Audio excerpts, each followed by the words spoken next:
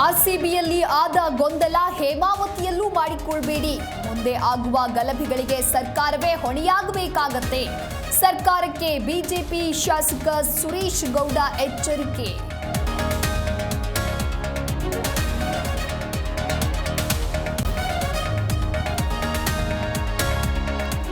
ರಾಜ್ಯದಲ್ಲಿ ಏರುತ್ತಲಿದೆ ಕೋವಿಡ್ ಕೇಸ್ಗಳು.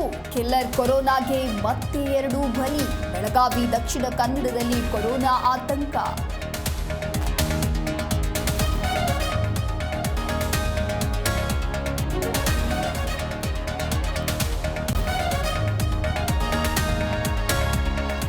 ಮಳೆಗೆ ರಾಯಚೂರಿನ ಸರ್ಕಾರಿ ಶಾಲೆ ಜಲಾವೃತ ಪ್ರಕರಣ.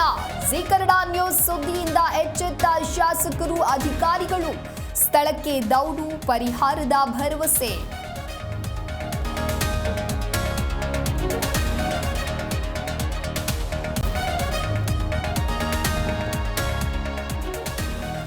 ನದಿಗೆ ಇಳಿದಿದ್ದ ಬಾಲಕನ ಮೇಲೆ ಏಕಾಏಕಿ ಮೊಸಳೆ ದಾಳಿ. ಕೈ ಮತ್ತು ಎದೆ ಭಾಗಕ್ಕೆ ಗಂಭೀರ ಗಾಯ, ಪ್ರಾಣಾಪಾಯದಿಂದ ಪಾರು. ಬಳ್ಳಾರಿಯ ಸಣಾಪುರ ಗ್ರಾಮದಲ್ಲಿ ಘಟನೆ.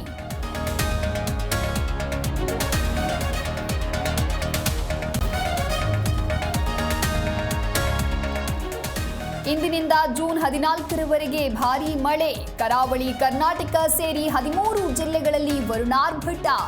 ಬೆಳಗಾವಿ, ಧಾರವಾಡ, ವಿಜಯಪುರಕ್ಕೆ ಆರೆಂಜ್ ಅಲರ್ಟ್.